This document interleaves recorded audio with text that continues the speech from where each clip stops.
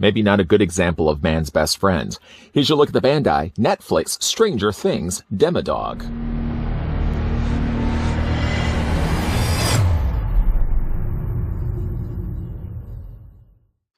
Bandai brings one of the most iconic and popular shows, Stranger Things, to life, with these detailed figures that are a love letter to 80s pop culture. Fans and collectors alike can bring home their favorite characters and monsters from the series that captivated audiences and became a global phenomenon.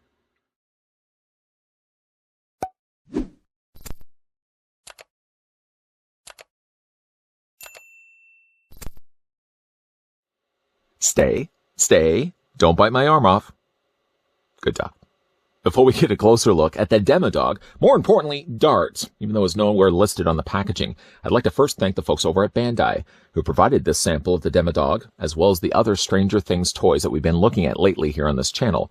Let's get the old ruler going here. We're going to measure from the head to the end of the tail, just to see how long the Demodog actually is. And from the front to the back, the Demodog is 8 inches in length, or about 20, just a little over 20 centimeters in length.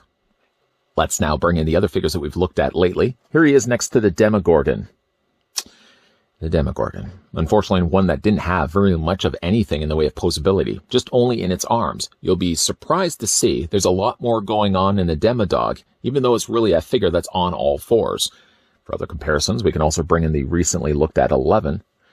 Still not a bad figure, but it has real problems, of course, with the tops of her legs, kind of off-aligns the proportions and the shape of her body. But the Demodog, I think, is roughly scaled appropriately to a character like 11. Whether or not you decide to display them together on the shelf, though, is up to you. So one thing we have noticed, though, with these recent Bandai releases is that some of the figures, like the Demogorgon, for example, were extremely limited when it came to posability. In fact, even though I already did the comparison, we can bring back in the Demogorgon. When we did the review of it, the only thing that had posability-wise was only in its shoulders. The shoulders didn't even really have the means to come out either, so it really was only relegated to a standard swivel in the shoulders. And one of the problems that also saw, as you probably had seen the review of that, if you brought the arms forward, the Demogorgon was already prone to leaning forward, that if you brought the arms forward, it only sealed the deal, and the figure would not be able to stand.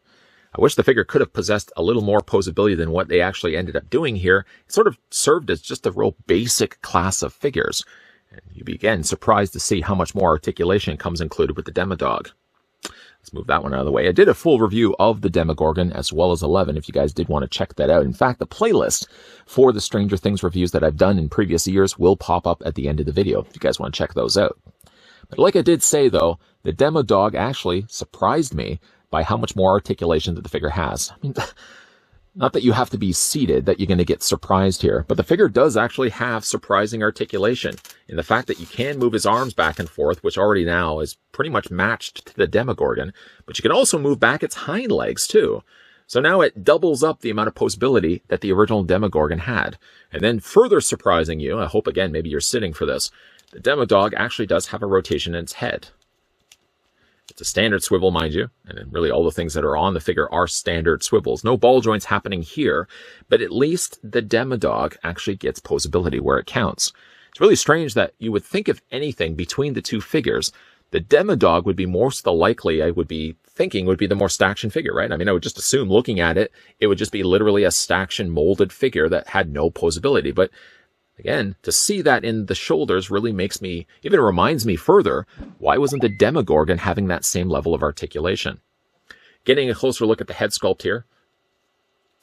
I don't know what you would consider the top of the head or the bottom of the head. I always kind of consider like the top petal to be kind of like the top of its head. Is that kind of strange for me to say that? Because I also, when comparing it to the Demogorgon, I'm bringing the Demogorgon once again, heads are very similar, although the coloring of red that they've used is a little bit different. This one is a much lighter pinkish sort of red, whereas this is a much more darker blood-soaked red. The colorings of their bodies are also quite different too. The original Demogorgon that we looked at had a more lighter bluish-grayish tint, but then had a wash of almost like a darker pink added on top of it in black. Whereas when you're looking at the Demodog, for example, which again I have to remind you, advertised on sites is listed as Dart, the Demodog. Nowhere on the packaging does it actually say Dart. It just says literally Demodog.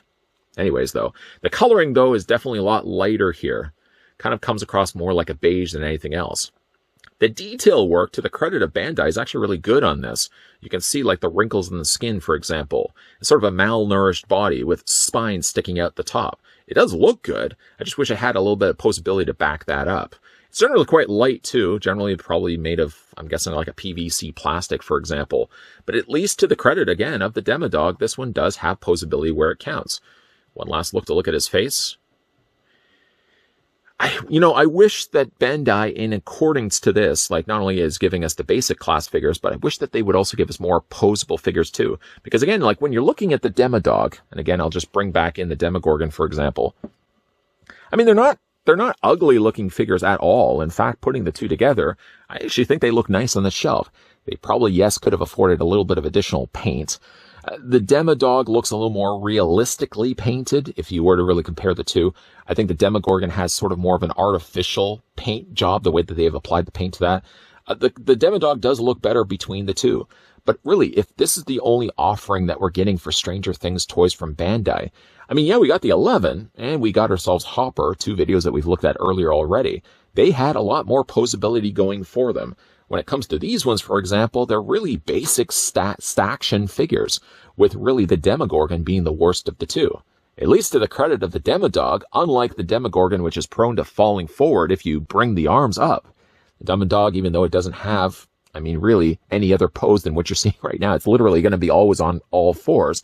At least it does have more posability, which again really has my head scratching.